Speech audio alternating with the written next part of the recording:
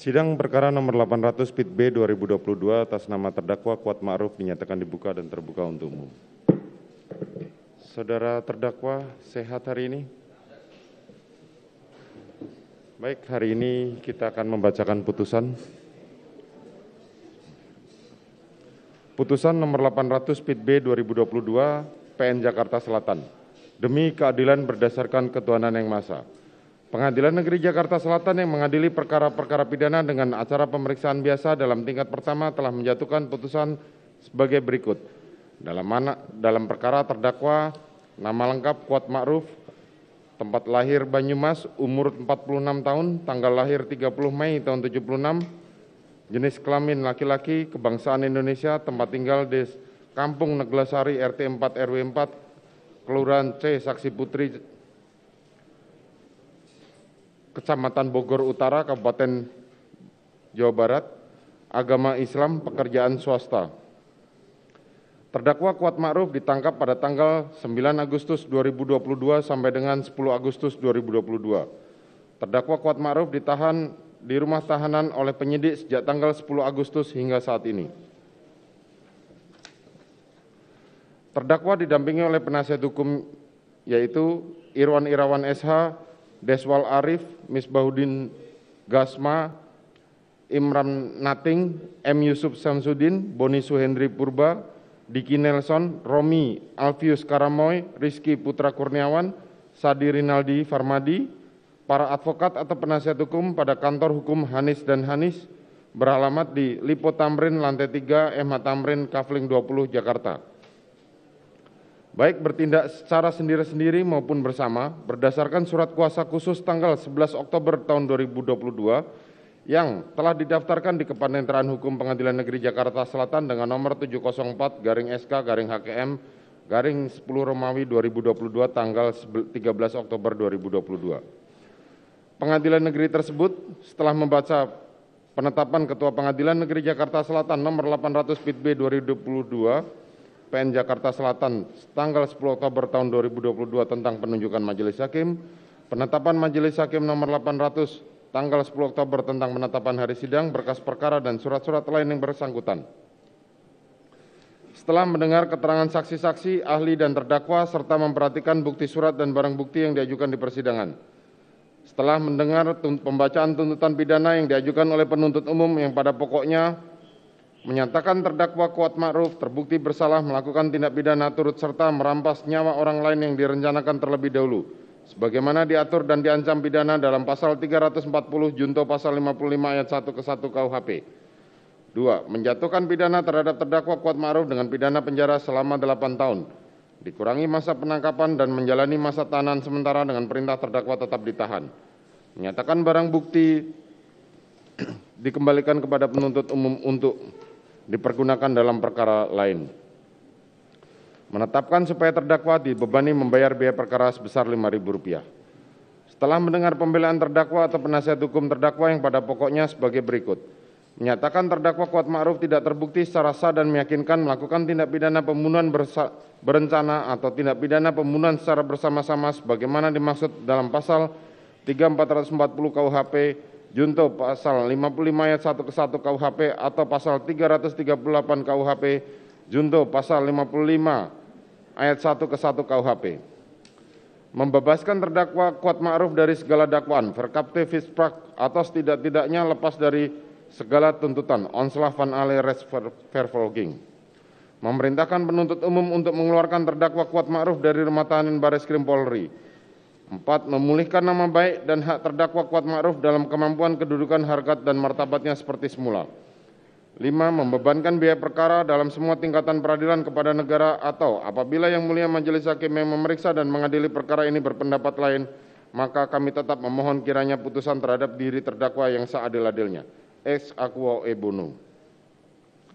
Setelah mendengarkan replik penuntut umum terhadap pembelaan penasihat hukum terdakwa, yang pada pokoknya tetap pada tuntutan, setelah pula mendengarkan jawaban tanggapan penasihat hukum terdakwa terhadap replik penuntut umum yang pada pokoknya tetap pada pembelaannya. Menimbang bahwa terdakwa diajukan ke persidangan oleh penuntut umum didakwa berdasarkan surat dakwaan sebagai berikut. Primer, sebagaimana diatur dan diancam pidana dalam pasal 340 KUHP junto pasal 55 ayat 1 ke 1 KUHP. Subsidiar, sebagaimana diatur dan diancam pidana dalam pasal 338 KUHP junto pasal 55 ayat 1 ke 1 KUHP.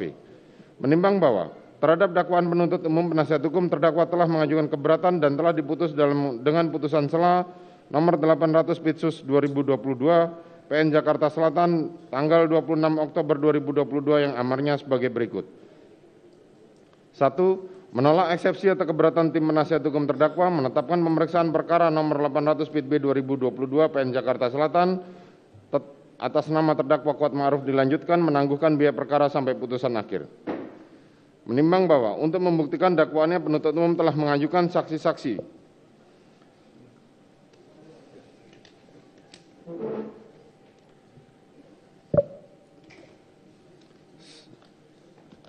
yang kesemuanya telah diambil sumpahnya, yakni 1. Saksi Samuel Huta Barat, Saksi Rosti Simanjuntak, Saksi Maharesa Rizky, Saksi Sangga Parobian Sianturi, Saksi Diavianita Huta Barat, Saksi Yuni Artika Huta Barat, Saksi Rohani Simanjuntak, Saksi Vera Simanjuntak, Saksi Roslin MK Simanjuntak, Saksi Novita Sari Nabean, Saksi Indrawato Pasaribu, Saksi Sangga Parolian Sianturi, Saksi Nevina Afrilia, Saksi Isbah Aska Tilawah, Saksi Ahmad Syarul Ramadan, Saksi Victor Kaman, Saksi Bimantoro Jayadi Putra, Saksi Daden Miftahul Haq, Saksi Adan Romer, Saksi Prayogi Iktara Wikaton, Saksi Farhan Sabilillah, Saksi Susi, Saksi Diryanto alias Kodir, Saksi Damianus Laba Korban alias Damson, Saksi Alfonsius Dua Luren, Saksi Abdul Somad, Saksi Marjuki,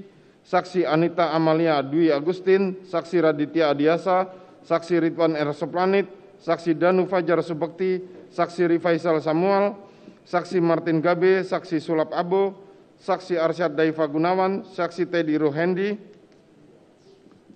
Saksi Endra Budi Argana, Saksi Reinhard Regen Mendi, Saksi Arif Rahman Arifin, Saksi Baikuni Wibowo, Saksi Cuk Putranto, Saksi Agus Nur Patria, Saksi Linggom Parasian Siaan, Saksi Audi Pratomo, Saksi Susanto Haris,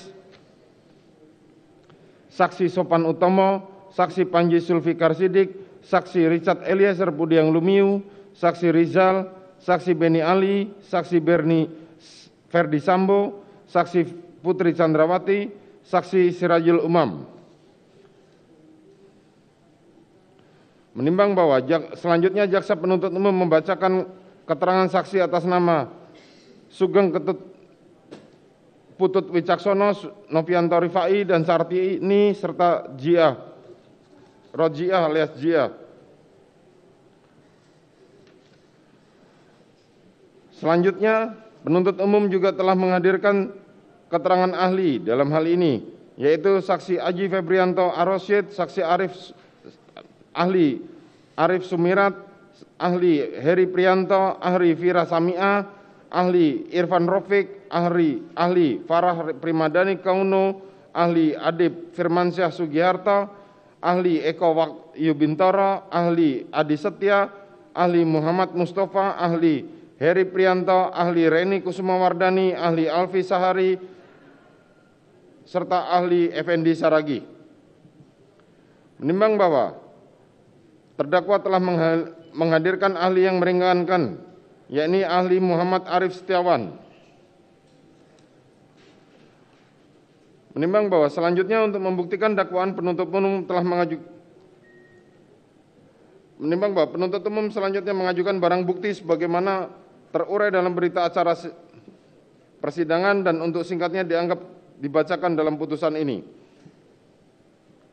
Menimbang bahwa selanjutnya terdakwa di persidangan yang pada pokoknya menerangkan adalah sebagaimana terurai dalam berita acara persidangan dan untuk singkatnya dianggap termuat dalam putusan ini. Menimbang bahwa sebelum menguraikan lebih lanjut tentang fakta-fakta yang terungkap di persidangan, majelis hakim akan terlebih dahulu mempertimbangkan keterangan beberapa saksi dengan memperhatikan ketentuan pasal 185 ayat 6 KUHP yang pada pokoknya menyatakan bahwa di dalam menilai kebenaran keterangan seorang saksi, hakim harus sungguh-sungguh memperhatikan persesuaian antara keterangan satu saksi dengan yang lain, persesuaian antara keterangan saksi dengan alat bukti lain, alasan yang mungkin dipergunakan oleh saksi untuk memberikan keterangan tertentu, dan terakhir adalah cara hidup atau kesesuaian saksi serta segala sesuatu yang pada umumnya dapat mempengaruhi dapat atau tidaknya keterangan itu dipercaya.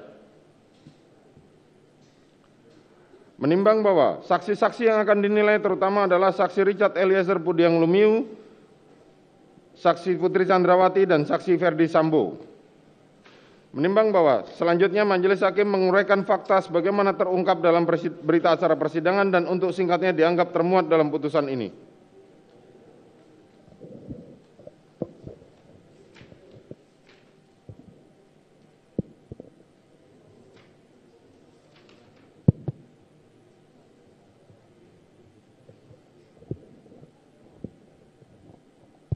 Kami lanjut ya. Kami akan langsung ke pertimbangan hukum tentang uraian unsur ya. Menimbang bahwa terdakwa Kuat Ma'ruf diajukan ke muka persidangan oleh penuntut umum telah didakwa primer melanggar pasal 340 untuk pasal 55 ayat 1 ke 1 KUH pidana, subsidiar melanggar pasal 338 untuk pasal 55 1 ke 1 KUH pidana. Menimbang bahwa sesuai dengan bentuk subsidiar surat dakwaan, maka Majelis Hakim akan mempertimbangkan unsur-unsur tindak pidana dalam dakwaan primer terlebih dahulu. Menimbang bahwa untuk itu Majelis Hakim akan mempertimbangkan dakwaan primer melanggar pasal 340 untuk pasal 55 ayat 1 ke 1 KUH pidana yang unsur-unsurnya adalah 1. Barang siapa, 2. Dengan sengaja, 3. Dengan direncanakan lebih dulu, 4. Merampas nyawa orang lain, 5. Yang melakukan, menyuruh lakukan atau turut melakukan. Unsur barang siapa, menimbang bahwa yang dimaksud dengan barang siapa adalah menunjuk kepada subjek hukum yang mampu bertanggung jawab atas perbuatan yang dilakukan. Menimbang bahwa terdakwa Kuat Ma'ruf telah diteliti identitasnya oleh Majelis Hakim, ternyata sama persis dengan identitas terdakwa sebagaimana dalam surat dakwaan penuntut umum. Menimbang bahwa dari uraian tersebut Majelis Hakim berpendapat bahwa unsur barang siapa telah terbukti secara hukum. Unsur dengan sengaja. Menimbang bahwa yang dimaksud dengan sengaja adalah sikap batin yang mendasari perbuatan. Oleh karena itu, keberadaannya ada di dalam lapangan batin. Menimbang bahwa pengertian dengan sengaja merupakan sikap batin yang mendasari perbuatan dan berada dalam lapangan batin, sehingga dari rangkaian perbuatan nyata seseorang dalam lapangan lahir akan tercermin sikap batin seseorang. Menimbang bahwa dalam MPT kesengajaan disyaratkan adanya willens and wantens, menghendaki dan mengetahui, yang berarti bahwa seseorang dikatakan melakukan perbuatan dengan sengaja harus menghendaki serta menginsafi tindakan dan atau akibat dari perbuatannya tersebut. Kesengajaan sendiri mempunyai 3, yaitu sengaja sebagai maksud, sengaja sebagai kepastian, dan sengaja sebagai kemungkinan. Menimbang bahwa dari fakta-fakta hukum yang terungkap di persidangan, ternyata pada hari Kamis tanggal 7 Juli 2022, sekitar pukul 18 WIB di rumah saksi Putri Chandrawati di Perum Cempaka Residen Blok C 3 Jalan Cempaka, Kelurahan Banyurejo, Kecamatan Mertojudan, Kabupaten Magelang, telah terjadi keributan antara terdakwa dengan korban Joshua Huta Barat. Karena terdakwa melihat korban Joshua Huta Barat mengendap-endap hendak naik ke atas, terdakwa selanjutnya mengajar korban Joshua Huta Barat yang lari ke garasi melalui pintu dapur, dan saat melewati dapur, terdakwa melihat pisau dapur, mengambilnya serta melanjutkan mengejar korban Joshua sampai garasi. Kemudian terdakwa kembali ke lantai 2 menolong saksi Putri Chandrawati bersama saksi Susi. Selanjutnya saksi Putri Chandrawati menelepon saksi Rizal Eliezer yang sedang di luar rumah bersama-sama dengan saksi Ricky Rizal supaya pulang ke rumah karena adanya keributan antara terdakwa dengan korban Joshua Huta Barat. Selanjutnya saksi Putri Chandrawati memerintahkan saksi Ricky Rizal untuk memanggil korban Joshua Huta Barat untuk menemui saksi Putri Chandrawati di kamarnya. Namun Ricky Rizal yang sudah mengetahui keributan antara korban Joshua Huta Barat dengan terdakwa di mana terdakwa mengejar korban Yosua Huta Barat dengan membawa pisau, terlebih dahulu mengamankan senjata korban Yosua Huta Barat yang berada di kamar ADC lantai 1. Hal ini juga telah diketahui oleh saksi Richard Eliezer. Senjata milik korban Yosua Huta Barat, HS, dan senjata laras panjang Steyr diamankan di lantai 2 di kamar Tri Barata Sambo dalam kurung anak saksi Perdi Sambo.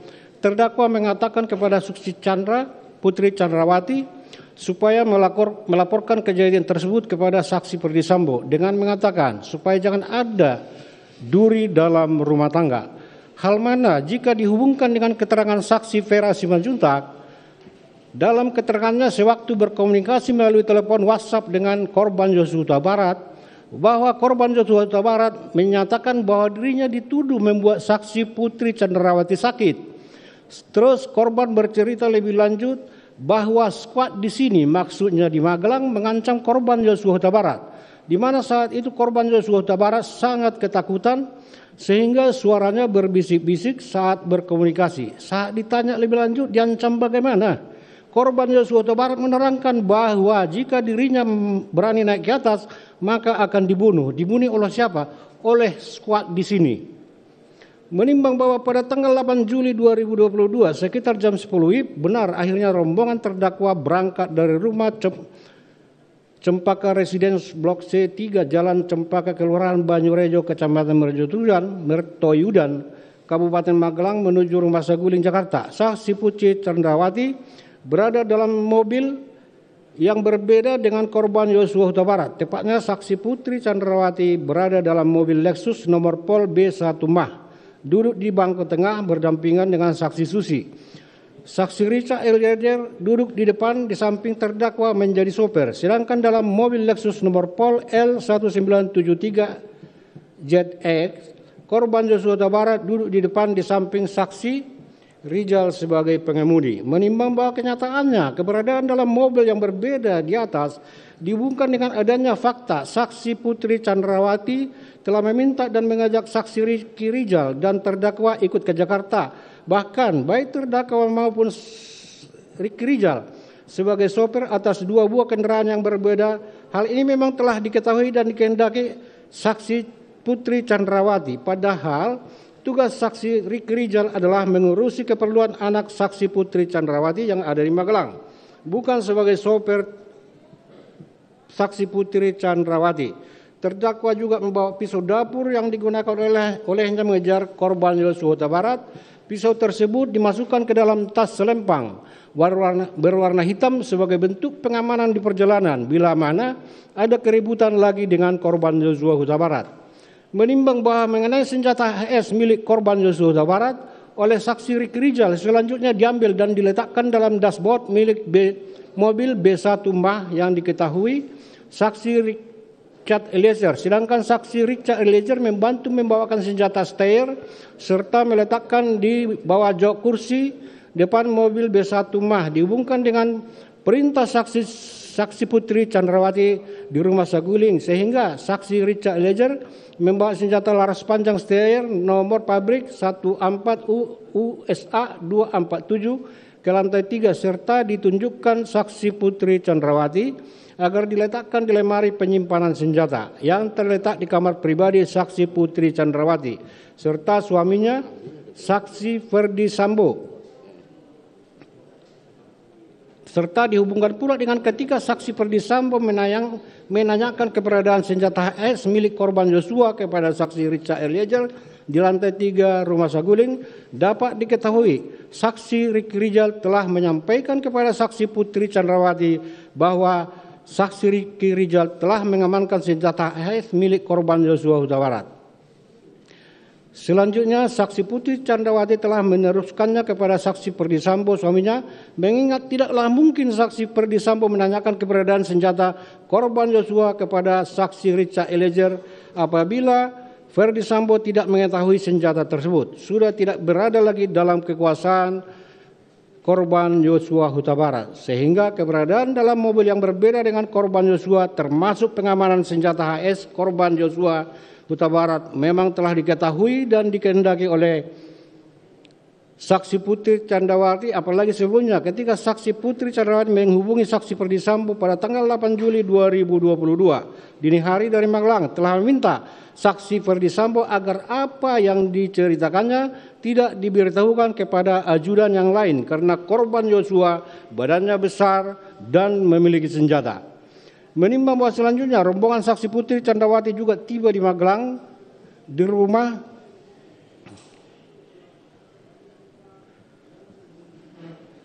Kami ulangi, menimbang bahwa selanjutnya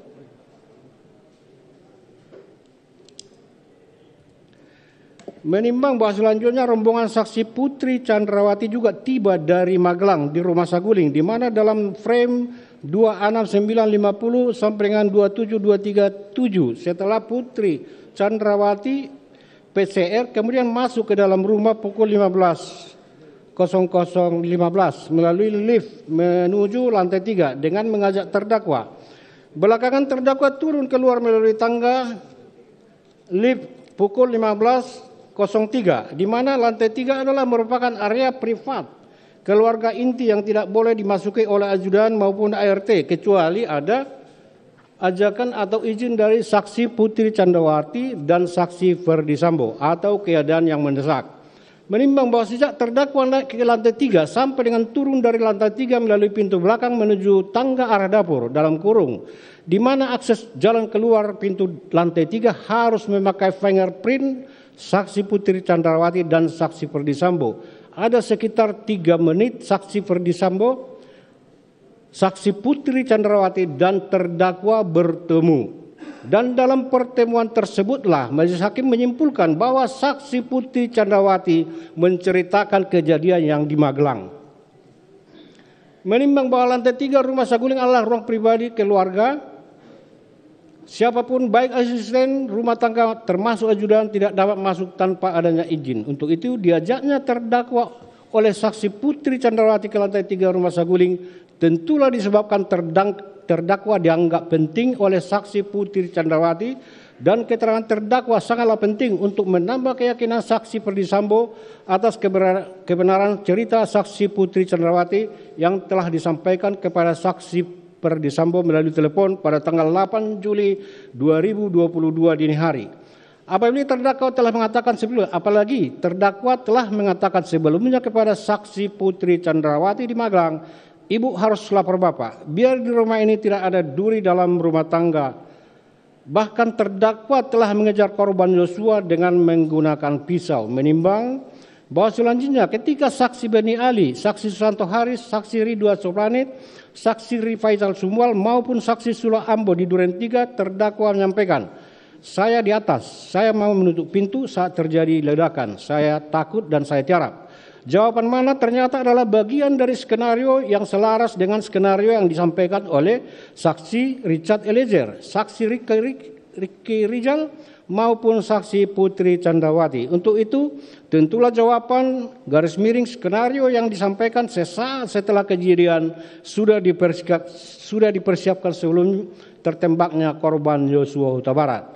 Dan jika dihubungkan dengan diajaknya terdakwa ke lantai 3 oleh saksi Putri Candrawati menunjukkan bahwa di lantai 3 itulah ada pertemuan dan pembicaraan antara terdakwa, saksi Ferdi Sambo tentang akan dihilangkannya nyawa korban Yosua Huta Barat, termasuk skenario jawaban sebagaimana disampaikan kepada saksi Beni Ali maupun saksi Susanto Haris, saksi Ridwan Soplanit, saksi Rifaizal Sumual, maupun saksi Sula Ambo untuk mengelabui kejadian yang sebenarnya.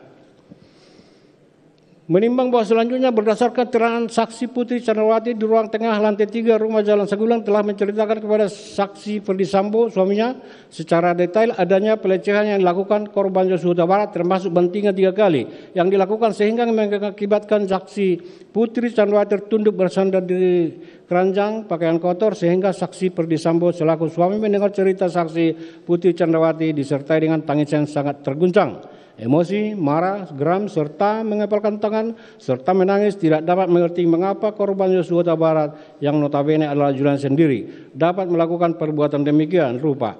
kepada saksi Putri Chandrawati dihubungkan dengan keterangan saksi Beni Ali dan Susanto Haris ketika berada di rumah Saguling sesaat setelah tertembaknya korban Joshua Huta Barat tanggal 8 Juli 2022 malam maupun saksi Arif Rahman pada tanggal 9 Juli 2022 di mana saksi Putri Chandrawati setia memberikan keterangan diiringi dengan isak tangis yang mengakibatkan saksi Beni Ali maupun saksi Arif Rahman tersentuh tidak tahan melihat kondisi saksi Putri Chandrawati sehingga tidak melanjutkan meminta keterangan saksi Putri Chandrawati tersebut. Untuk itu tentulah pula ketika saksi Putri Chandrawati menceritakannya kepada saksi Ferdi Sambo, suaminya disertai isak tangis sedemikian rupa sehingga mengguncangkan saksi Ferdi Sambo dan menambah tekad saksi Ferdi Sambo menghabisi nyawa korban Joshua Huta Barat.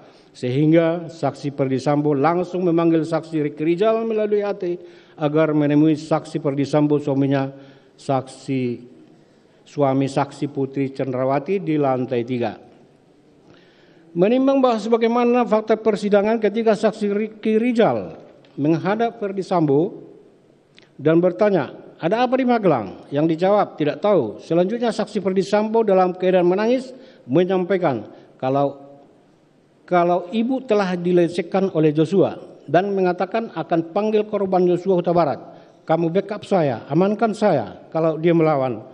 Kamu berani enggak tembak dia? Dijawab saksi, tidak berani Pak, karena saya enggak kuat mentalnya. Karena enggak kuat mentalnya Pak. Berhubung karena saksi Ricky Rijal enggak kuat mentalnya menembak korban Joshua Huta Barat, selanjutnya saksi Ferdi Sambo memerintahkan saksi Ricky Rijal memanggil saksi Richard Eliezer. Dan ketika saksi Richard Eliezer sudah naik ke lantai 3, bertemu dengan saksi Ferdi Sambo, selanjutnya menyuruh Richard Eliezer masuk ke dalam serta minta duduk di sofa, di mana ketika saksi Richard Eliezer sudah duduk, saksi Putri Chandrawati ikut duduk di samping saksi Ferdi Sambo.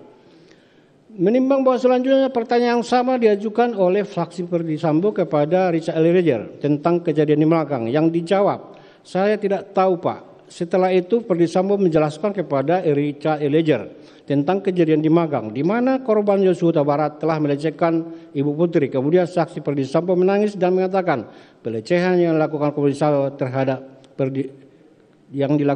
Joshua Huta Barat terhadap Putri Chandrawati telah menghina harkat dan martabatnya. Untuk itu Ferdi Sambo mengatakan memang harus dikasih mati anak itu.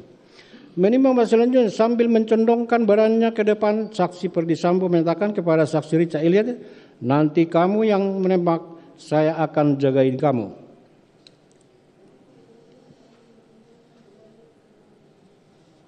Karena kalau saya yang tembak, tidak ada yang bisa menjaga kita. Yang dijawab, siap komandan. Kemudian saksi Ferdi Sambo menceritakan skenario pembunuhan terhadap korban Joshua. Joshua melecehkan ibu, kemudian ibu tiba-tiba berteriak. Selanjutnya saksi Richard Eliezer datang, Joshua kemudian menembak saksi Richard Eliezer. Dan saksi Richard Eliezer membalas menembak ke arah Joshua yang mengakibatkan korban Joshua Huta Barat meninggal dunia. Skenario tersebut disampaikan saksi Ferdi Sambo berulang-ulang dan saksi Ferdi Sambo berjanji kepada Richard Eliezer akan menjaga Richard Eliezer serta menyampaikan perampasan nyawa akan dilaksanakan di Duren 3 dan mengatakan jika ada yang bertanya dijawab dengan alasan akan melakukan isolasi mandiri. Menimbang bahwa Ferdi Sambo kemudian menanyakan senjata kepada Richard Eliezer, yang dijawab, siap Pak, ada di samping saya. Selanjutnya saksi Ferdi Sambo memberikan kotak berisi peluru serta memerintahkan saksi menembak. Saksi menambah di magazin senjata Glock 17 nomor seri MP Y851 saksi Richard Eliezer. Setelah itu Ferdi Sambo menanyakan di mana senjata api milik Joshua Huta Barat. Yang dijawab ada di mobil Lexus LM. Atas perintah saksi Ferdi Sambo, Richard Eliezer turun dari lantai 3 mengambil senjata api HS milik korban Joshua dari dashboard mobil Lexus B1 Mas serta kembali ke lantai 3 menyerahkan kepada saksi Ferdi Sambo. Menimbang bahwa dengan alasan isolasi, saksi Putri Chandrawati turun dari lantai 3 ke lantai 1 Rumah Saguling dan memerintahkan Ricky Rijal sebagai pengemudi. Sedangkan Richard Eliezer ketika mendengar Putri Chandrawati turun dari lantai 3 kemudian menuju mobil B1 Ma bergabung dan duduk di jok belakang bersama terdakwa, sehingga akhirnya seluruh yang berangkat dari Magelang, yakni Ricky Rijal, Richard Eliezer, terdakwa dan Putri Chandrawati, korban Yosua, ikut ke rumah Duren 3 berada dalam satu mobil Lexus B1 Ma ke rumah dinas Duren 3 yang justru bertolak belakang dengan keterangan Putri Chandrawati mengatakan tidak menghendaki dalam satu mobil dengan korban Yosua Huta Barat. Menimbang bahwa kalaulah sudah merupakan kebiasaan keluarga Putri Chandrawati serta rombongan yang mengikutinya jika datang dari luar kota harus isolasi, faktanya Susi justru tidur dan tidak ikut berangkat. Untuk itu, alasan Putri Chandrawati isolasi hanyalah alasan semata dan Putri Chandrawati sebagai alasan semata dari Putri Chandrawati sebagai upaya mengarahkan dan memastikan korban Yosua Huta Barat ikut berangkat ke rumah Duren 3 agar apa yang telah disampaikan Ferdy Sambo kepada saksi terdakwa Ricky Rijal maupun Richard Eliezer yang dihadiri Putri Chandrawati terlaksana, yaitu untuk menghilangkan nyawa korban Yosua Huta Barat. Menimbang bahwa ternyata benar akhirnya terdakwa Ricky Rijal, Richard Eliezer, Yosua Huta Barat, saksi Putri Chandrawati sampai di rumah dinas Duren 3. Beberapa waktu kemudian Ferdy Sambo tiba sementara Putri Chandrawati sudah berada dalam kamar. Ferdy Sambo memerintahkan terdakwa memanggil Ricky Rijal dan korban Yosua Huta Barat. Sedangkan Richard Eliezer atas perintah Ferdy Sambo telah mengokang senjata Glock 17 miliknya. Kemudian setelah korban Yosua Huta Barat masuk, oleh saksi Ferdy Sambo dipegang leher belakangnya serta didorong tubuhnya ke depan serta memerintahkan jongkok. Korban yang merasa tidak tahu masalahnya mengatakan, "Ada apa ini?" sambil kedua tangannya diangkat. Tetapi Ferdy Sambo berteriak, "Woi, kau tembak cepat. Cepat kau tembak." Sehingga Richard Eliezer menembakkan 3 sampai dengan 4 kali senjatanya yang antara lain mengenai dada, bahwa atas tembakan itu badan korban Yosua Huta Barat oleng dan jatuh tertelungkup. Selanjutnya Ferdy Sambo telah juga maju ke depan dan menembak senjata Glock miliknya ke arah kepala bagian belakang korban Yosua Huta Barat. Menimbang bahwa dari rangkaian keterlibatan terdakwa di atas yang dimulai kejadian di Magelang, mengancam korban, mengejar korban dengan pisau dapur, membawa pisau tersebut ke Saguling hingga ke Duren 3, bertemu dengan saksi Ferdy Sambo di lantai 3, ikut isolasi ke Duren 3 padahal tidak ikut PCR. Sampai di Duren 3 tanpa dikomando setelah mendapat laporan dari Kodir bahwa rumah Duren 3 telah bersih, menutup pintu rumah bagian depan supaya suara kegaduhan atau tembakan tidak terlalu terdengar, dalam kurung padahal tugas untuk menutup pintu itu adalah tugasnya saksi Kodir. Menutup akses jalan keluar di depan supaya korban Yosua Huta Barat terisolasi dan tidak bisa melarikan diri. Naik ke lantai 2, menutup pintu balkon pada saat matahari masih terang. Ikut membawa korban Yosua ke tempat penembakan dan berdiri di barisan kedua bersama dengan Ricky Rijal di belakang saksi Ferdy Sambo dan Richard Eliezer. Akhirnya Richard Eliezer dan Ferdy Sambo telah menembakkan senjatanya yang antara lain ke arah bagian dada serta bagian kepala belakang yang merupakan daerah vital pendukung kehidupan seseorang, mencerminkan sikap batin terdakwa tidak lain dan tidak bukan bahwa terdakwa telah menghendaki serta mengetahui sekaligus menunjukkan adanya kesengajaan khusus sebagai maksud untuk menghilangkan nyawa korban Yosua Huta Barat di rumah dinas Duren 3 nomor 46. Menimbang bahwa dari uraian pertimbangan tersebut di atas, majelis hakim berpendapat unsur kedua dengan sengaja telah terbukti secara hukum. Unsur dengan rencana terlebih dahulu. Menimbang bahwa apa yang dimaksud dengan rencana terlebih dahulu dalam memori Van Tulachting adalah penunjukan atau pendeskripsian adanya suatu saat tertentu untuk menimbang dengan tenang. Menimbang bahwa dari berbagai pendapat ahli dapat disimpulkan Di samping yang utama berencana menekankan adanya tenggat waktu antara timbulnya maksud serta pelaksanaannya. Dalam tenggat waktu inilah pelaku dapat mempertimbangkan dengan tenang yang ditunjukkan adanya kesempatan berpikir pelaku dengan cara bagaimana agar maksud tujuan dapat dilaksanakan, termasuk segala upaya yang dilakukan dalam rangka penyesatan, pengaburan fakta, serta adanya kesempatan untuk membatalkan akan tetapi tidak dilakukan. Menimbang bahwa sebagaimana telah diperoleh fakta bahwa bermula kejadian di Magelang pada hari Kamis tanggal 7 Juli 2022 sekitar pukul 18 WIB di rumah saksi Putri Chandrawati di Perum Cempaka telah terjadi keributan antara terdakwa dengan korban Joshua Huta Barat karena terdakwa melihat korban Joshua Huta Barat hendak naik ke atas. Terdakwa selanjutnya mengejar korban Joshua Huta Barat yang lari ke garasi melalui pintu dapur. Dan saat melewati dapur, terdakwa melihat pisau dapur mengambilnya dan selanjutnya mengejar korban Joshua sampai garasi. Kemudian terdakwa kembali ke lantai 2 menolong saksi Putri Chandrawati bersama Susi. Selanjutnya Putri Chandrawati menelpon Richard Eliezer yang sedang di luar rumah bersama-sama dengan Ricky Rijal supaya pulang ke rumah karena adanya keributan antara terdakwa dengan korban Joshua Huta Barat. Selanjutnya Putri Chandrawati memerintahkan Ricky Rijal untuk memanggil korban Joshua Huta Barat untuk menemui Putri Chandrawati di kamarnya. Namun Ricky Rijal yang sudah mengetahui keributan antara korban Joshua Huta Barat dengan terdakwa, di mana terdakwa mengejar korban Joshua Huta Barat dengan membawa pisau, terlebih dahulu mengamankan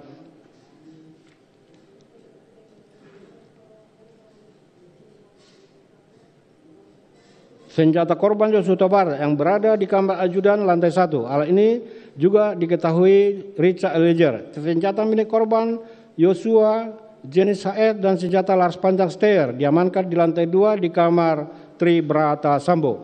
Terdakwa mengatakan kepada Putri Chandrawati supaya melaporkan kejadian tersebut kepada saksi Ferdi Sambo dengan mengatakan supaya jangan sampai ada duri dalam rumah tangga. Hal mana jika dihubungkan dengan keterangan saksi Pera Simanjuntak dalam keterangannya sewaktu berkomunikasi melalui telepon dengan saksi korban Joshua Huta Barat bahwa korban Joshua Huta Barat menyatakan dirinya dituduh membuat saksi Putri Chandrawati sakit. Terus korban bercerita lebih lanjut bahwa squad di sini dalam kurung Magelang mengancam korban Joshua Huta Barat, di mana saat itu korban Huta Barat sangat ketakutan sehingga suaranya berbisik-bisik saat berkomunikasi.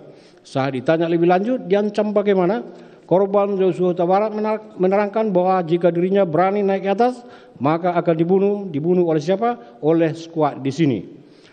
Artinya skuad di Magelang. Menimbang bahwa dari uraian tersebut di atas, maka majelis hakim berpendapat bahwa yang dimaksud oleh terdakwa sebagai duri dalam rumah tangga tersebut adalah korban Joshua Huta Barat yang akan mereka dalam kurung skuad di Magelang bunuh jika naik ke atas. Siapa-siapa saja skuad di Magelang adalah antara lain saksi Ricky Rijal dan terdakwa yang telah ditugaskan untuk menetap di Magelang. Terdakwa bertugas untuk mengurus keperluan anak saksi Ferdi Sambo. Menimbang bahwa setelah saksi Putri Chandrawati melaporkan kejadian tersebut kepada Ferdi Sambo dengan Putri Chandrawati sepakat supaya besok harinya pulang ke Jakarta. Padahal seharusnya masih berada di Magelang. Ikut pula ke Jakarta adalah terdakwa yang mengemudikan mobil, Putri Chandrawati, Ricky Rijal, dan Susi. Sementara di mobil yang lain adalah korban Joshua Huta Barat dan Ricky Rijal yang mengemudikan mobil, di mana dalam perjalanan pulang tersebut terdakwa juga membawa pisau yang digunakan untuk mengejar korban Joshua Huta Barat yang dimasukkan ke dalam tas selempang untuk berjaga-jaga mana tahu korban Joshua Huta Barat melakukan perlawanan akibat keributan yang terjadi sebelum di Magelang. Sampai di rest area, Ricky Rijal dan korban Joshua Huta Barat berhenti untuk buang air kecil. Menimbang sebagaimana keterangan Putri Chandrawati, korban Joshua adalah ajudan yang diperuntukkan untuk mendampingi saksi Putri Chandrawati karena dikedudukan Putri Chandrawati sebagai bendahara umum Bayangkari Pusat. Kenyataannya korban Joshua Huta Barat tidak hanya diperbantukan kepada Putri Chandrawati sebagai bendahara umum Bayangkari, akan tetapi berdasarkan keterangan Ricky Rijal, Richard Eliezer dan Susi dan saksi Kodir, saksi Daden, Ajan Romer, Korban Yosua Huta Barat juga bertugas mengatur segala sesuatu keperluan keluarga Putri Chandrawati di rumah Saguling dan di rumah Duren 3. Dan korban Yosua Huta Barat dikenal oleh para saksi sebagai Karungga dalam kurung kepala rumah tangga. Menimbang bahwa dari fakta-fakta yang terungkap di persidangan ternyata korban Yosua Huta Barat sebagai Karungga diperbantukan sebagai ajudan saksi Putri Chandrawati mulai dari Magelang yang dikejar oleh terdakwa dengan pisau, kelihatan sekali korban Yosua Huta Barat sudah pasrah mengikuti apa yang Putri Chandrawati CS lakukan tanpa perlawanan. Bahkan tidak berdaya ketika dijauhkan dari senjata HS miliknya serta dipisahkan dalam mobil yang berbeda dengan Putri Chandrawati yang justru seharusnya korban Yosua Huta Barat kawal sampai di rumah Saguling. Bahkan ketika berangkat ke Duren 3 dalam satu mobil dengan Putri Chandrawati, nampak korban Yosua Huta Barat sebagai Karungga hanya menunggu dan mengikuti saja tanpa menunjukkan peranan apa-apa. Menimbang bahwa selanjutnya Putri Chandrawati mengajak terdakwa yang memang loyal dan mempunyai tingkat kepatuhan yang sangat tinggi kepada keluarga saksi Ferdy Sambo dan juga menyuruh Richard Eliezer untuk membawa dan mengamankan senjata Steyr tersebut ke dalam lemari penyimpanan senjata di lantai 3 dan menemui Ferdy Sambo di lantai 3 rumah Saguling untuk menceritakan kepada Ferdy Sambo adanya pelecehan sedemikian rupa sehingga Ferdy Sambo selaku suami tidak tahan mendengar apa yang disampaikan oleh Putri Chandrawati yang mengakibatkan Ferdy Sambo terguncang emosi marah geram menangis, mengepalkan tangannya akhirnya menghubungi Ricky Rijal dan Richard Eliezer untuk melakukan penembakan terhadap korban Yosua Huta Barat. Pembicaraan mana telah didengar dan dihadiri oleh saksi Chandrawati Putri. Bahkan ketika Richard Eliezer menambah peluru ke dalam magazinnya atas perintah Ferdy Sambo tanpa adanya penolakan, padahal pembicaraan menghilangkan nyawa korban Huta Barat merupakan akibat dari cerita Putri Chandrawati kepada Ferdy Sambo, suaminya. Untuk itu kehadiran serta sikap yang demikian diketahui Putri Chandrawati juga menghendaki atas apa yang dilakukan terhadap korban Yosua Huta Barat dan menunjukkan pula maksud menghilangkan nyawa korban Yosua Huta Barat dilakukan di rumah Saguling lantai 3. Menimbang bahwa untuk isoman di Duren 3 hanyalah merupakan alasan belaka karena Susi yang sudah PCR di rumah Saguling justru tidak diajak, malahan tinggal di rumah Saguling. Sementara Ricky Rijal dan terdakwa yang tidak melakukan PCR di rumah Saguling malah diajak padahal keduanya tidak melakukan PCR karena akan segera kembali ke Magelang setelah tugasnya mengantarkan Putri Chandrawati selesai. Menimbang bahwa setelah tiba di Duren 3 dengan menggunakan mobil Lexus RX, masuk ke rumah adalah Putri Chandrawati, terdakwa serta Richard Eliezer, sedangkan Ricky Rijal tidak ikut masuk, begitu juga korban Yosua Huta Barat. Ricky Rijal yang sudah mengetahui terampasnya korban Yosua Huta Barat tetap di garasi untuk mengawasi keberadaan Yosua Huta Barat yang berada di halaman belakang rumah. Sementara terdakwa ikut membantu mengantarkan barang-barang milik saksi Putri Chandrawati hingga depan pintu kamar yang berada di lantai 1. Selanjutnya terdakwa tanpa ada yang mengomando langsung menutup pintu rumah bagian depan dan juga menutup akses jalan keluar di depan. Hal tersebut tentu untuk mencegah jangan sampai korban Yosua Huta Barat lari. Tindakan terdakwa tersebut bukanlah suatu kebetulan karena tugas untuk menutup pintu dan balkon lantai 2 di rumah Duren 3 setiap harinya adalah pekerjaan saksi Dirianto sebagai asisten rumah tangga, di mana sebelumnya saksi Dirianto sudah melaporkan kepada terdakwa bahwa rumah Duren 3 telah dibersihkan. Menimbang bahwa Ferdy Sambo yang sudah mengetahui keberadaan korban Yosua Huta Barat yang berada di rumah Duren 3 lalu bergerak dari rumah Saguling dengan disopiri oleh Prajogo Iftara didampingi oleh saksi Ajan Romer. Tidak berapa lama kemudian Ferdy Sambo berpura-pura menerima telepon dari seseorang dan bertanya ada apa dengan ibu, seolah-olah terjadi sesuatu dengan Putri Chandrawati. Selanjutnya Ferdy Sambo menyuruh mobil berhenti dan memundurkan mobil. Selanjutnya Ferdy Sambo turun dari mobil supaya tidak mencurigakan. Saat turun senjata HS yang dibawanya jatuh dan terlihat oleh Ajan Romer. Kemudian Ferdy Sambo masuk rumah dan bertemu terdakwa. Selanjutnya Ferdy Sambo menyuruh terdakwa memanggil korban Yosua Huta Barat. Terdakwa melalui Ricky Rijal memanggil korban, menceritakan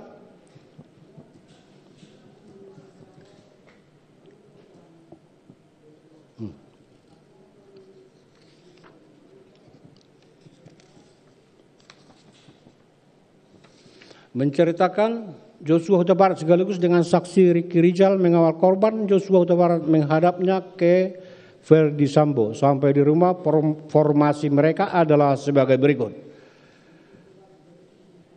Ricky Rizal berada sejajar dengan terdakwa. Sementara di depan ada Richard Eliezer dan Verdi Sambo. Sementara Putri Candrawati berada di kamar yang tidak jauh dari mereka. Maksud formasi yang demikian bukanlah tanpa alasan, akan tetapi adalah untuk mencegah jangan sampai ada ruang sedikit pun bagi korban Joshua Huta Barat untuk melarikan diri. Selanjutnya, saksi Verdi Sambo memegang tengkuk korban Joshua Huta Barat dan menghadapkannya di depan sehingga posisinya adalah korban Joshua Huta Barat berhadapan langsung dengan mereka berempat. Verdi Sambo memerintahkan korban Joshua Huta Barat yang sudah terdesak itu untuk jongkok. Korban setengah jongkok seraya mengangkat kedua tangannya yang disertai ketakutan, mundur sedikit dan bertanya, apa yang terjadi? Ketika itu juga Verdi Sambo memerintahkan Richard Eliezer untuk menembak korban Joshua Huta Barat dengan mengatakan, woi tembak, kau tembak cepat, woi kau tembak. Richard Eliezer menembak korban Joshua Huta Barat sebanyak 3 dan 4 kali dengan senjata Glock 17. Korban mengerang kesakitan, oleng dan terhempas ke lantai dengan posisi tertelungkup. Verdi Sambo mendekat dengan senjata Glock menembak korban Joshua Huta Barat. Erangannya berhenti dan menghilang. Saksi-saksi yang hadir di situ antara lain Richard Eliezer, Ricky Rizal dan terdakwa juga melihat kejadian itu. Karena tempat kejadian itu sangat sempit. Menimbang bahwa sebagaimana fakta persidangan selama korban Joshua Huta Barat dievakuasi ke Rumah Sakit Keramat Jati, maka terdakwa terlebih dahulu menitipkan pisau yang berada dalam tasnya kepada saksi Prajogi Itara. Dan dalam interogasi Richard Eliezer telah menyampaikan kepada Beni Ali yang juga telah didengar saksi Susanto serta disampaikan pula kepada Ridwan Supranit, saksi Rifaisal Sumwal maupun saksi Sulap Ambo di Duren 3. Dengan mengatakan saya di lantai 2 bersama Bapak Kuat. Kemudian mendengar teriakan ibu minta tolong. Selanjutnya turun dari tangga dan melihat korban Joshua Huta Barat berada di depan kamar ibu dan melihat saya dan terjadilah penembakan. Sedangkan terdakwa mengatakan saya berada di lantai 2 sedang menutup pintu dan mendengar suara tembakan lalu tiarap. Serta saksi Ricky Rizal ketika di garasi menceritakan, saya ada di garasi dan ketika mendengar suara tembakan, saya sembunyi di balik kulkas yang berada di dapur sambil menunjukkan gerakan bagaimana saksi bersembunyi di kulkas. Menimbang bahwa di sisi lain, Putri Candrawati juga menyampaikan skenario kepada Beni Ali dan saksi Susanto di Rumah Saguling pada tanggal 8 Juli 2022 malam. Serta kepada saksi Arif Rahman pada tanggal 9 Juli 2022 berkaitan dengan kejadian di Duren 3 di mana saat itu saksi Putri Candrawati baru pulang dari Magelang langsung ke Saguling, masuk kamar, duduk santai, pakai celana pendek. Saat itu korban Joshua Huta Barat masuk melakukan pelecehan, yaitu meraba-raba paha Putri Candrawati. Putri Candrawati teriak. Saat teriak korban Joshua keluar dan mendengar suara letusan. Skenario mana saat disampaikan oleh Putri Candrawati diselingi isak tangis sedemikian rupa sehingga Beni Ali maupun Arif Rahman terbawa perasaannya melihat keadaan saksi Putri Candrawati menjadi iba prihatin atas kejadian yang menimpa Putri Candrawati serta tidak mampu memberi pertanyaan lebih lanjut sehingga harus diakhiri dan pamit meninggalkan Rumah Saguling. Menimbang bahwa ternyata cerita bohong atau skenario yang disampaikan masing-masing sesaat setelah kejadian di rumah Duren 3 oleh Ricky Rizal, terdakwa Richard Eliezer maupun Putri Candrawati, termasuk tindakan ganti piyama dan celana maupun tangisan yang dilakukan saksi Putri Candrawati, ternyata satu dengan lainnya selaras dan bersesuaian serta membentuk suatu cerita yang seolah-olah utuh. Untuk itu tentulah cerita yang demikian tidak begitu saja muncul dan bukan suatu kebetulan, akan tetapi sudah diatur sebelumnya. Menimbang bahwa untuk itu skenario yang disampaikan oleh Ricky Rizal, terdakwa maupun Putri Candrawati sesaat setelah kejadian telah menunjukkan skenario tersebut sudah ada seluruh korban Yosua Huta Barat ditembak dan dapat dipastikan skenario dalam kurung cerita bohong dibuat di rumah Saguling tepatnya di lantai 3. Hal mana selaras dan sesuai dengan keterangan Richard Eliezer bahwa saksi Ferdi Sambo telah menyampaikan skenario secara berulang-ulang kepadanya di rumah Saguling lantai 3. Menimbang bahwa berdasarkan seluruh pertimbangan di atas telah dapat diketahui timbulnya maksud menghilangkan nyawa korban Yosua Huta Barat dilakukan di Saguling dari rangkaian perbuatan terdakwa sejak ikut pulang ke Jakarta, terdakwa yang mengemudikan mobil, padahal seharusnya terdakwa harus tinggal di Magelang, di mana dalam perjalanan pulang tersebut terdakwa juga membawa pisau yang digunakan untuk menjaga korban Yosua Huta Barat yang dimasukkan ke dalam tas selempang akibat keributan di belakang. Terdakwa mengancam akan membunuh korban Yosua Huta Barat bila berani naik ke atas, ikut dua kali ke lantai 3 di rumah Saguling yang merupakan ruang pribadi keluarga.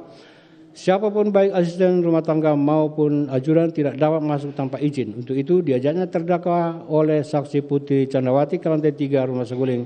Tentu disebabkan terdakwa dianggap penting oleh Putri Chandrawati dan kerana terdakwa sangat penting untuk menambah keyakinan Ferdi Sambo atas kebenaran cerita Putri Chandrawati yang telah disampaikan kepada Ferdi Sambo melalui telepon pada tanggal 8 Juli 2022 dini hari.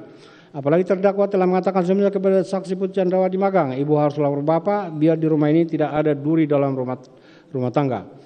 Bahkan terdakwa telah mengajar korban Yosua dengan menggunakan pisau. Selanjutnya ikut ke rumah duran 3 mantan saksi Putri Chandrawati, padahal terdakwa tidak ikut PCR masuk ke dalam rumah dan tanpa dikomando langsung menutup pintu rumah bagian depan untuk menutup jalan keluar bagi korban Yosua Huta Barat. Menutup pintu balkon, memanggil korban yang saat itu berada di taman samping rumah melalui Rijal. Ikut mengawal masuk saksi korban, berdiri di barisan kedua di belakang Ferdi Sambo dan Richard Eliezer sebagai pelapis kedua menantau korban Yosua Huta Barat melawan.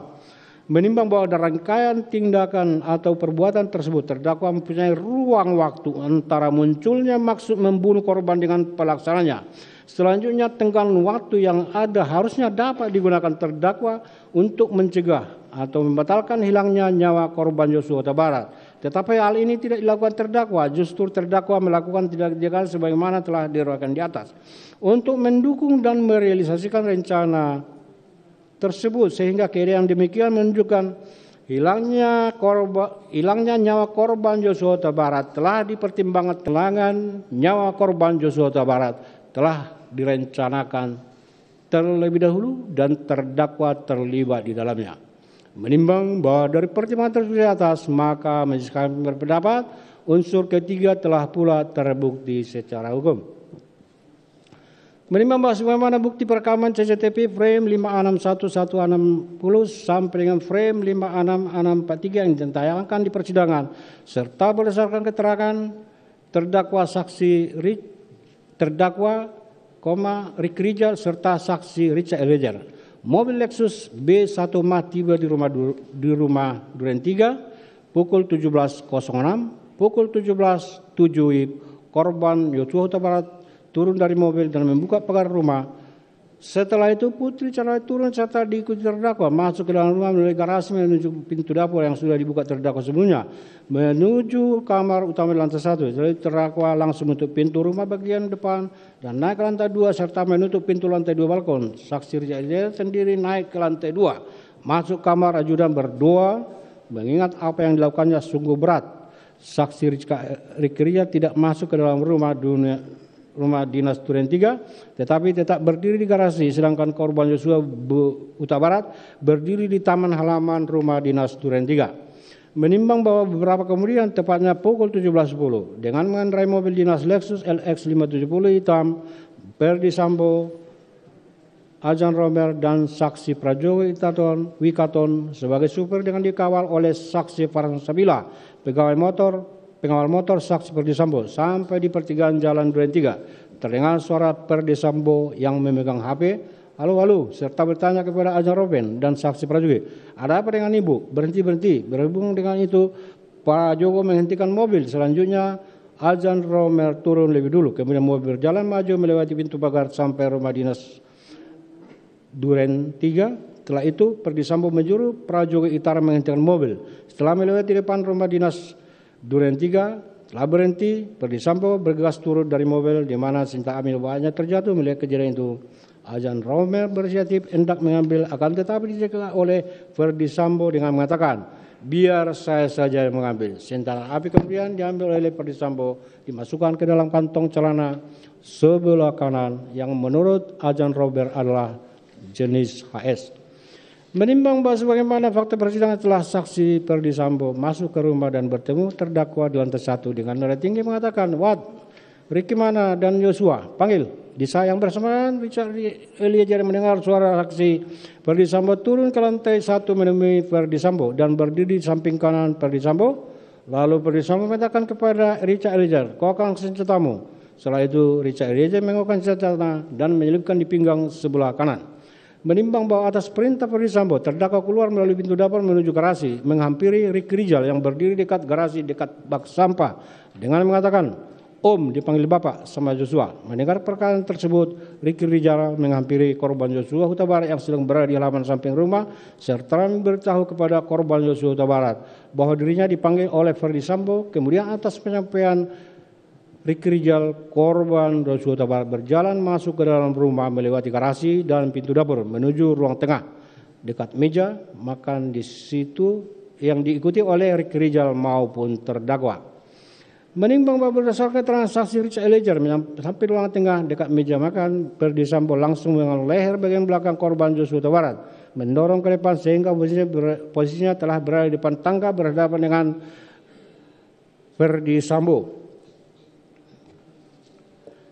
Untuk posisi saksi Eliezer berada di samping kanan Ferdi Sambo, terdakwa berada di belakang Ferdi Sambo, sedangkan Ricky Rizal di belakang saksi Richard Eliezer. Kemudian Ferdi Sambo langsung mengatakan kepada korban Joshua Huta Barat dengan perkataan, "Jongkok kamu." Korban Joshua Huta Barat mengangkat kedua tangannya menghadap ke depan sejajar dada, sempat mundur sedikit dan berkata, "Ada apa ini?" Selanjutnya Ferdi Sambo berteriak dengan suara keras kepada Richard Eliezer dengan mengatakan, "Woi, tembak, kau tembak cepat, cepat kau tembak." Mendengar teriakan dari Ferdi Sambo tersebut, Richard Eliezer langsung mengarahkan senjata api Glock 17 ke tubuh korban Joshua Huta Barat dan menembakkan senjata api miliknya sehingga korban Joshua Huta Barat terjatuh terkapar mengeluarkan banyak darah. Penembakan yang dilakukan oleh Richard Eliezer tersebut menimbulkan luka tembak masuk pada dada kiri, dada sisi kanan, masuk ke dalam rongga dada hingga menembus paru dan bersarang pada otot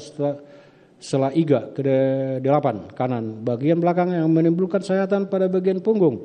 Luka tembak masuk pada bahu kanan menyebabkan luka tembak keluar pada lengan bawah kiri bagian belakang telah menembus ke pergelangan tangan kiri dan menyebabkan kerusakan pada jari manis dan jari kelingking tangan kiri. Menimbang bahwa senjata Ferdi Sambo maju ke depan ke arah korban Joshua Huta Barat dan menembak menggunakan senjata api jenis Glock ke arah korban Joshua Huta Barat yang sudah jatuh tertelungkup bersimbah darah dan masih mengeluarkan suara erangan. Tembakan mana yang dilakukan tepat menembus kepala bagian belakang sisi kiri korban Joshua Huta Barat, tembus melalui hidung mengakibatkan adanya luka bakar pada cuping hidung sisi kanan luar. Lintasan anak peluru telah mengakibatkan rusaknya tulang dasar tengkorak pada 2 tempat yang mengakibatkan kerusakan tulang dasar rongga bola mata bagian kanan dan menimbulkan resapan darah pada kelopak bawah mata kanan. Yang lintasan anak peluru telah menimbulkan kerusakan pada batang otak. Menimbang bahwa kedua tembakan yang dilakukan oleh Richard Eliezer dan Ferdi Sambo di daerah yang fatal itulah yang menyebabkan korban Nofriansah Joshua Huta Barat meninggal dunia sebagaimana visum et repertum nomor R/82-SK/H/7/2022 tanggal 14 Juli 2022 yang ditandatangani oleh Dr. Farah P. Karau SPM dan Dr. Asri M. Pralebda SPM, dokter spesialis forensik dan mediko legal pada Rumah Sakit Bangkara tingkat 1 Pusdokep Polri yang telah menyimpulkan bahwa sebab matinya korban Joshua Huta Barat adalah akibat kekerasan senjata api di daerah dada yang menembus paru, kekerasan senjata api pada bagian kepala secara tersendiri juga bersifat fatal dan dapat menyebabkan kematian. Menimbang bahwa dengan demikian apa yang menjadi tujuan maksud terdakwa yang telah direncanakan terlebih dahulu tercapai, yaitu merampas akan menghilangkan nyawa korban Joshua Huta Barat di rumah dinas Duren 3 nomor 46 tercapai. Menimbang bahwa berdasarkan pertimbangan tersebut di atas, unsur keempat ini pun telah terbukti. Unsur kelima, melakukan, menyuruh lakukan atau turut melakukan. Menimbang bahwa dikatakan meeting of mind garis miring kesamaan kehendak antara pelaku satu dengan pelaku lainnya sesuai perannya masing-masing bukan berarti harus adanya pertemuan rapat bersama dan bersepakat menghilangkan nyawa korban. Akan tetapi dengan para pelaku sesuai dengan perannya masing-masing memiliki maksud dan tujuan yang sama. Dalam hal ini adalah meninggalnya korban dipandang sebagai adanya meeting of mind. Menimbang bahwa sebagaimana fakta persidangan di rumah Saguling 3, saksi Perdi Sambo, Putri Chandrawati, Richard Eliezer, Ricky Rijal, serta terdakwa telah mengetahui korban Joshua akan dihilangkan nyawanya di rumah Duren 3 dan telah ternyata benar akhirnya korban Joshua meninggal dunia akibat perbuatan para saksi dan terdakwa tersebut yang masing-masing mempunyai peran. Menimbang bahwa untuk terdakwa perannya sudah dimulai dan diketahui sejak adanya pembicaraan dan pertemuan antara Ferdi Sambo ketika diajak ke lantai 3 oleh Putri Chandrawati dihubungkan dengan kejadian di Magelang. Dalam hal ini terdakwa sudah tidak suka kepada korban Joshua Huta Barat. Ditindaklanjuti terdakwa yang ikut berangkat ke rumah dinas Duren 3 bersama satu mobil Lexus B1 Mah dengan Putri Chandrawati, saksi Richard Eliezer, korban Joshua Huta Barat yang disopiri oleh Ricky Rijal dengan alasan isolasi, padahal terdakwa tidak ikut PCR dan harus segera pulang ke Magelang. Sesampai di rumah dinas Duren 3, terdakwa tanpa dikomando telah pula naik ke lantai 2, menutup gorden dan pintu serta turun ke lantai 1 dengan melakukan hal yang sama. Yang maksudnya tentulah untuk mengamankan situasi agar apa yang terjadi di rumah dinas Duren 3 tidak diketahui orang luar, setidak-tidaknya tidak mencurigakan. Apalagi telah ternyata saksi Dewanto menyampaikan kepada terdakwa bahwa rumah Duren 3 sudah bersih dan siap digunakan, yang menunjukkan terdakwa berperan dalam menyiapkan tempat serta mengamankan situasi dilaksanakan menghilangkannya korban Joshua Huta Barat. Memanggil korban Joshua Huta Barat yang saat itu berada di taman samping rumah melalui Ricky Rijal. Ikut mengawal masuk saksi korban, berdiri di baris kedua di belakang saksi Perdi Sambo dan saksi Richard Eliezer. Sebagai pelapis kedua, mana tahu korban Joshua Huta Barat melawan hingga terjadi penembakan yang dilakukan oleh Richard Eliezer dan Perdi Sambo. Menimbang bahwa selanjutnya Ricky Rijal juga sudah mengetahui korban Joshua Huta Barat akan dihilangkan nyawanya sejak dari rumah Saguling, di mana Ricky Rijal telah dipanggil Perdi Sambo melalui HT dan setelah bertemu di lantai 3, Perdi Sambo telah menyampaikan permintaan Perdi Sambo kepada Ricky Rijal untuk membackup serta menembak korban Joshua Huta Barat apabila melawan. Yang dijawab Ricky Rijal tidak berani karena tidak kuat mentalnya. Menimbang bahwa jawaban Ricky Rijal yang mengatakan tidak berani karena tidak kuat mentalnya, menurut Imam Majelis bukan berarti Ricky Rijal tidak mengendaki agar korban Joshua Huta Barat meninggal dunia. Hanya tidak berani dan tidak kuat mentalnya apabila dilakukan oleh Ricky Rijal sendiri. Terbukti ketika diperintah Perdi Sambo memanggil Richard Eliezer, Ricky Rijal memanggil tanpa memberitahukan apa yang telah disampaikan Perdi Sambo kepada Richard Eliezer. Sehingga menunjukkan dipanggilnya Richard Eliezer, tentulah Ricky Rijal mengetahui bahwa Richard Eliezer yang akan diminta saksi Perdi Sambo membackup dan melakukan penembakan terhadap korban Joshua Huta Barat apabila melawan di rumah Duren 3. Menimbang bahwa selanjutnya Ricky Rijal telah menjadi sopir mobil Lexus B1 Mah dari rumah Saguling menuju rumah dinas Duren 3, di mana Di dalamnya ada korban Nofriansah Joshua Huta Barat, saksi Richard Eliezer, terdakwa serta Ricky Rijal, dan belakangan di Duren 3 Ricky Rijal atas perintah Ferdi Sambo melalui terdakwa telah memanggil korban Joshua Huta Barat. Sehingga akhirnya peristiwa penembakan atas korban Joshua Huta Barat oleh saksi Richard Eliezer dan Ferdi Sambo terjadi. Menimbang bahwa demikian pula saksi Ferdi Sambo telah menyampaikan di Rumah Saguling 3 lantai 3 serta memerintahkan baik kepada terdakwa saksi Ricky Rijal maupun kepada Richard Eliezer yang akhirnya Richard Eliezer lah yang akan melakukan penembakan terhadap korban Joshua Huta Barat di rumah dinas Duren 3 dan telah pula meminta Richard Eliezer menambah peluru dalam senjata Glock 17 dan selanjutnya telah pula dengan alasan akan main badminton di rumah salah satu mantan petinggi Polri yang memang sudah diagendakan, tetapi kenyataannya telah berhenti dan pura-pura menerima telepon dari Putri Chandrawati dan mengucapkan, halo. Ketika berada di pertigaan Duren 3 serta mengatakan kepada Ajal Romer dan Prajogi yang mengemudikan mobil, ibu kenapa? Berhenti. Sehingga dengan demikian jika Ferdi Sambo turun dan menuju rumah Duren 3 tidak mencurigakan. Di mana ketika turun senjata AS yang dibawanya jatuh dan dilihat oleh Ajal Romer.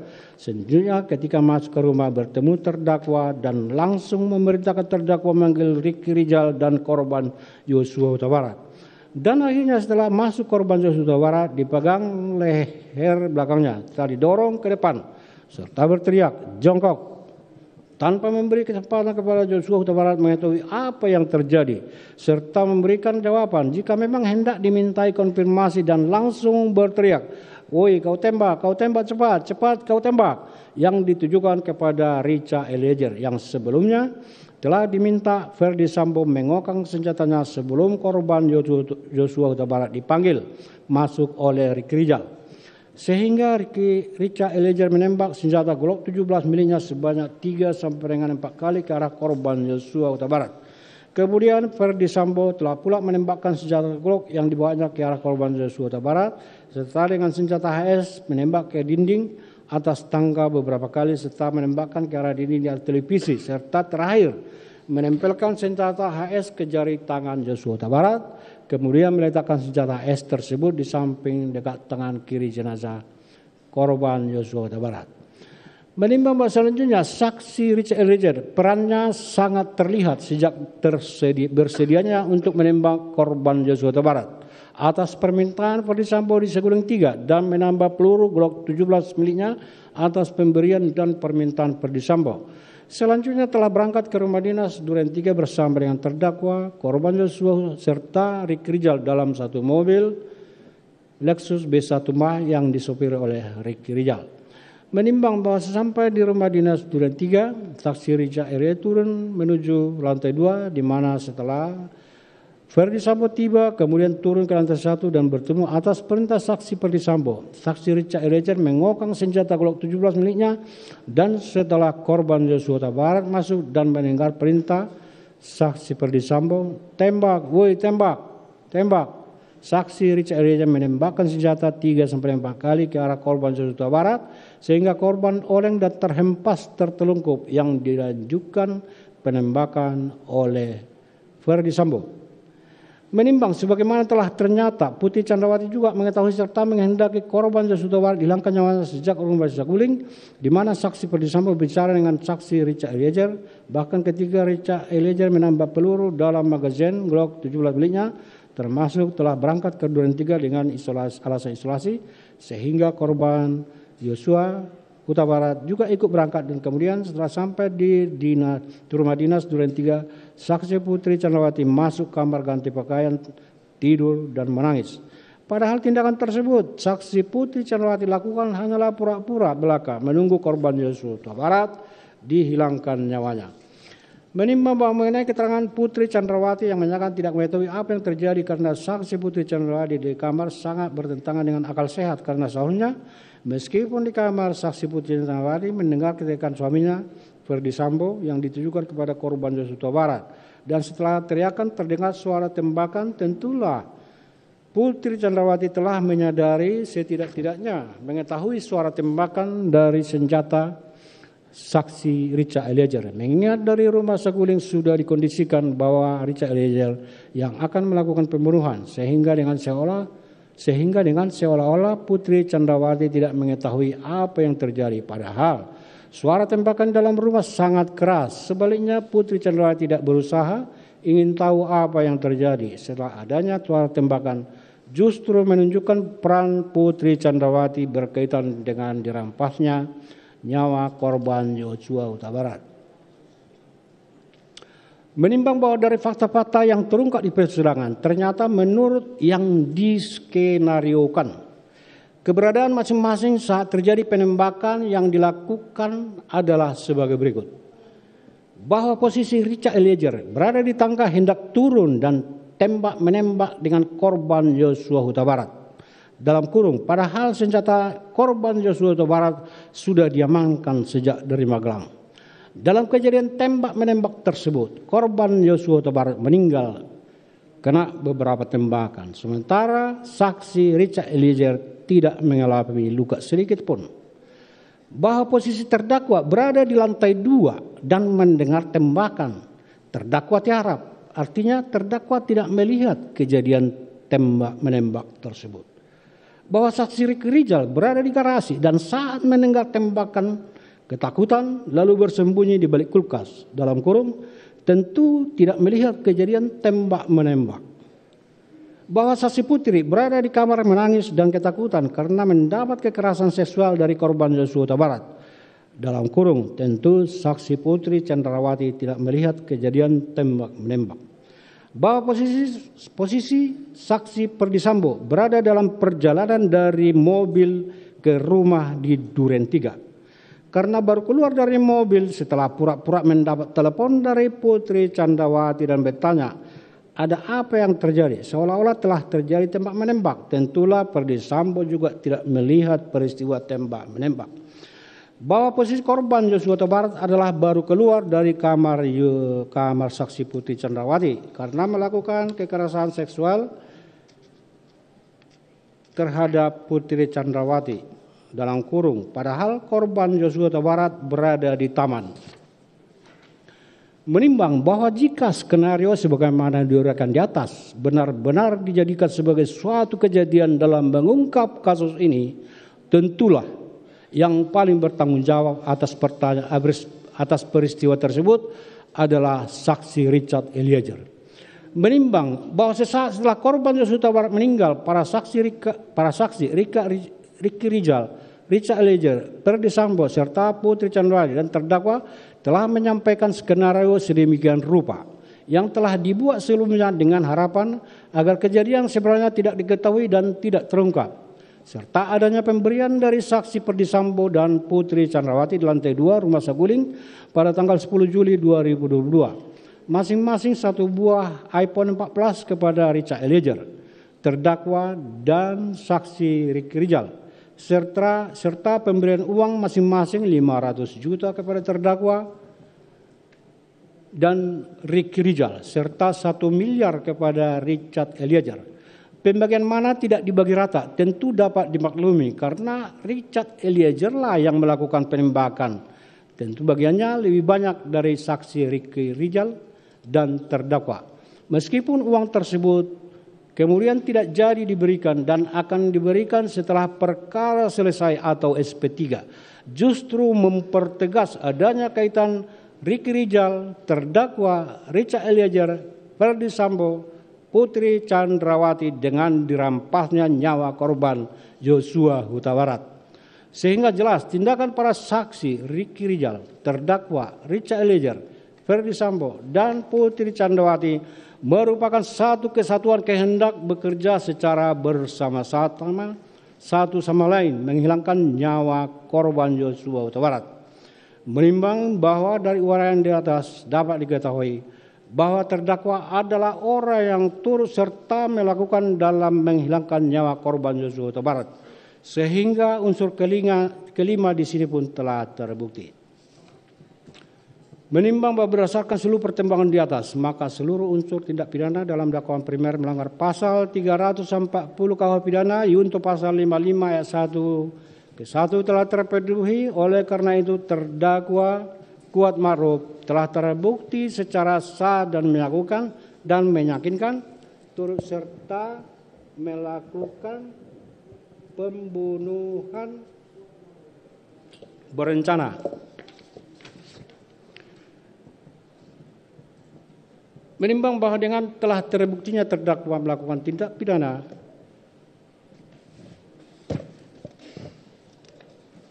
sebagaimana dakwaan primer, maka terhadap dakwaan subsidiar tidak perlu dipertimbangkan lagi. Menimbang bahwa nota pembelaan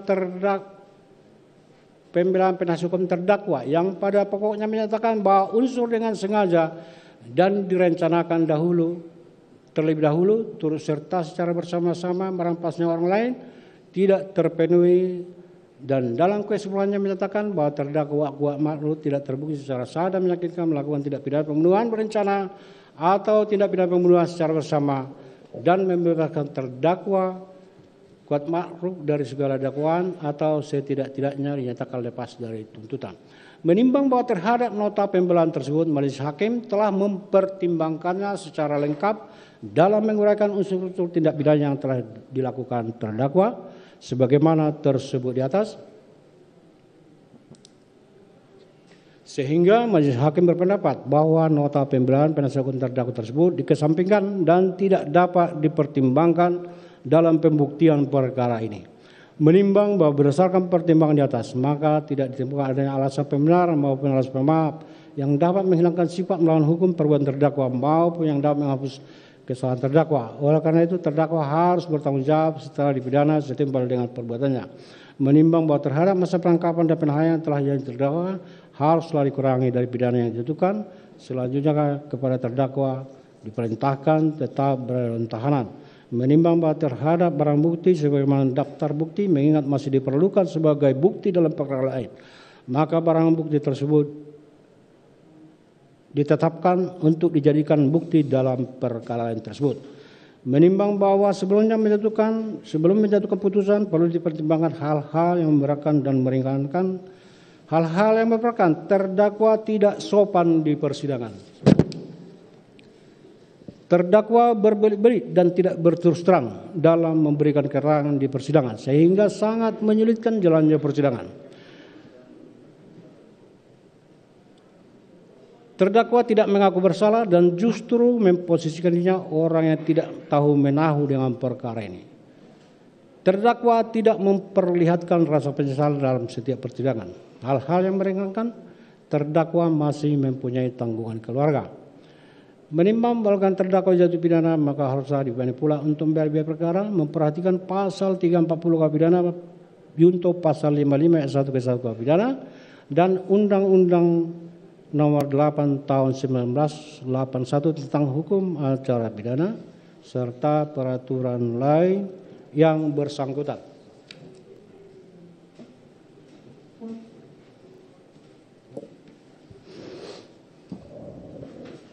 Silakan berdiri.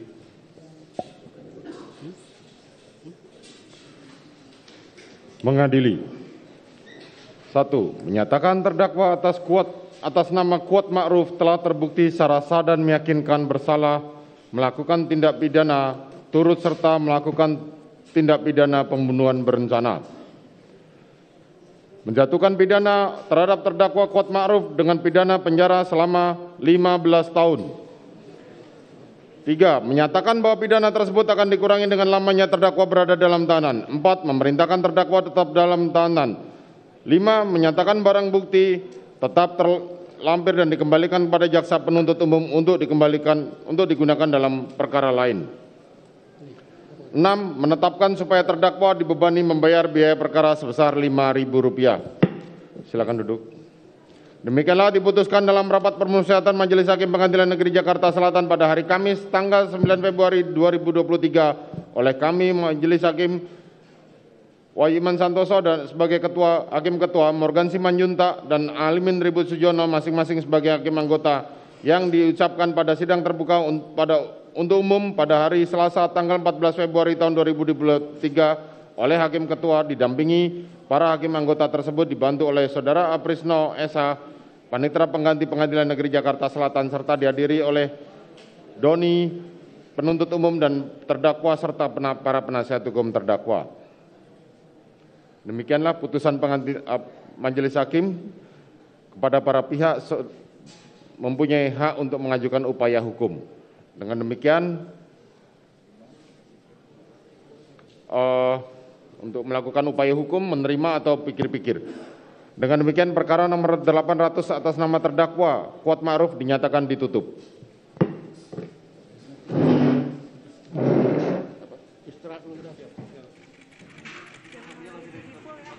Ada TV pool. Sorry, ada TV pool, jangan dihalangin ya. Kasih. Di sebelah kanan. TV pool. Belakang ada security. Oh, oke.